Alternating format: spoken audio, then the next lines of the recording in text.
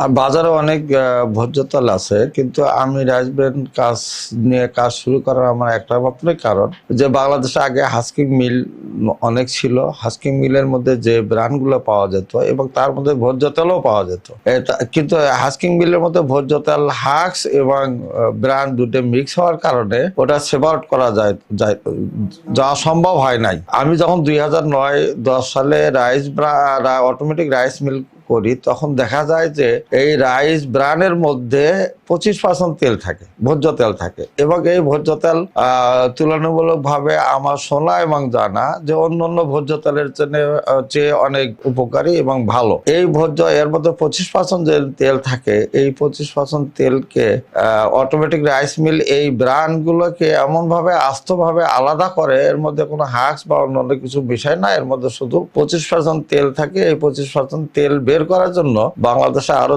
একটা মিল স্থাপন হয়েছে। আমি অটোমেটিক রাইস মিলের পাশাপাশি 2010-11 সালে রাইস ব্র্যান্ড ভোজ্য তেল ফ্যাক্টরি দেওয়ার জন্য চিন্তা ভাবনা করি, এবং এটা 2013 সালে থেকে আমি এর কাজ শুরু করি। 2013-14 সালে আমি সুদূর ইন্ডিয়াতে এই প্রজেক্টটা ভালো, এটা আমি ইন্ডিয়াতে ভিজিট করি এবং এই প্রজেক্টটা ভালো মনে করে তাদের সাথে আমি চুক্তি করি রাইস ব্র্যান্ড অয়েল মিল দেওয়ার জন্য, যা আমি 2016 সালে এটা আমি আমার রাইস ব্র্যান্ড ভোজ্য তেলের কারখানাটি উদ্বোধন হয় এবং চালু করি। চালু করার পরে দেখা গেল যে এই ভোজ্য তেলের রিফাইনটা বাংলাদেশের চাহিদা কম, এবং পাশাপাশি এটা ইন্ডিয়াতে, ভারতে, অন্যান্য দেশে প্রচুর চাহিদা, যার জন্য আমাদের দেশে চাহিদা কম থাকার কারণে আমরা রিফাইন 16 সাল থেকে 23-24 সাল পর্যন্ত আমরা রিফাইন করতে পারি নাই, আর রিফাইন করেও আমরা বাজারজাত করতে পারি নাই।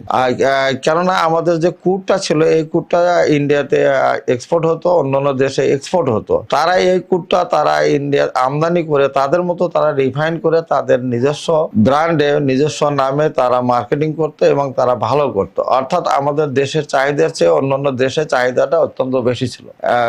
এই সরকার আসার পরে আমার মাননীয় বাণিজ্য উপদেষ্টা মহোদয় বাংলাদেশের যতগুলো রাইস ব্র্যান্ড মিল মালিক আছে তাদেরকে নিয়ে একটা যৌথ আলোচনা সভা অনুষ্ঠিত হয়। সেই সভায় তিনি আমাদেরকে আহ্বান করে যে আপনারা দেশের ভোজ্য তেলের চাহিদা প্রচুর বেড়ে গেছে, ভোজ্য তেলের চাহিদা অনেক বেশি, বাজার নিয়ন্ত্রণ করা যাচ্ছে না। আমাদের দেশে 25% রাইস ব্র্যান্ড তেল উৎপাদন হয়, যা আপনারা ক্রুড অয়েলের মাধ্যমে বিদেশে এক্সপোর্ট করে থাকেন। এটা ক্রুড অয়েলটা আপনারা এক্সপোর্ট বন্ধ রাখেন, আপনারা এটা বাজারজাত করেন, এটা আপনারা রিফাইন করে আমাদের দেশে এটা রাখেন, আমরা দেশে আপনারা বাজারজাত করেন, তাহলে আমাদের ভোজ্য তেলের চাহিদা বা ডিমান্ডটা কমে যাবে এবং এখানে বাজার সৃষ্টি হবে। তখন আমরা আলোচনার প্রেক্ষিতে আমরা তার কাছে প্রস্তাব রাখি যে বাজারে বাংলাদেশের জনগণ এই রাইস ব্র্যান্ড তেল উপকারিতা জানে না, তারা এটা খাইতে চায় না, ভোক্তা নেই, আমরা এখানে কোথায় বিক্রি করব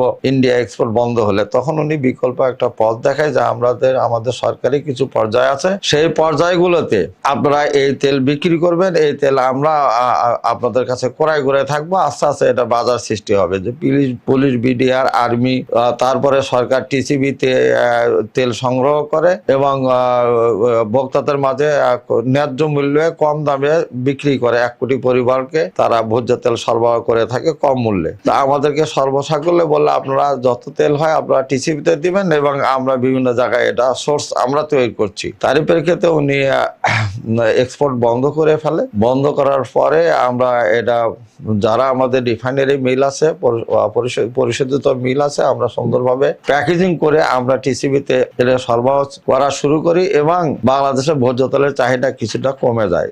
এখানে রাইস ব্র্যান্ডের মূল্য আমরা টিসিবিতে গতকালও আমাদের একটা প্রধান oil mill Majumdar Tamim green oil নামে প্রায় 11,000 মেট্রিক টন এবং যা 1,10,00,000 লিটার 177 কোটি টাকায় সরকার এটা ক্রয় করেছে 161 টাকা মূল্যে। অথচ সয়াবিনের মূল্য বাজারে এখনো প্রায় 190-95 টাকা। তা আমরা কম মূল্যে এখানে দিচ্ছি, তারপরও আমরা লাভবান হচ্ছি। বিদেশে এক্সপোর্ট বন্ধ হওয়ার কারণে দেশের ভোজ্য তেলের চাহিদা কমে গেছে এবং আমাদের এটা পর্যাপ্ত এর একটা প্রভাব পড়েছে, বিশেষ করে টিসিবিতে এটা প্রভাব পড়েছে। আমরা চাচ্ছি যে এটা ভোক্তা পর্যায়ে সারা বাংলাদেশে ভোক্তারা এটা যেন কম মূল্যে সাশ্রয় মূল্যে এটা খাওয়ার অভ্যাস করে, সৃষ্টি করে, ব্যবহার বৃদ্ধি করে, তাহলে বাংলাদেশে প্রায় আমাদের 20-21টা রাইস ব্রান অয়েল মিল আছে, এরা সবাই রিফাইন করে প্যাকেজিং করে বাজারে ছাড়তে বাধ্য হবে। এতে বাংলাদেশে প্রায় 25% ভোজ্য তেলের চাহিদা কমবে, আর বাকি 75% আমদানি করে এখানে চাহিদা মিট আপ করবে। তো অন্তত 25% ভোজ্য তেলের চাহিদা এখান থেকে সাশ্রয় হবে।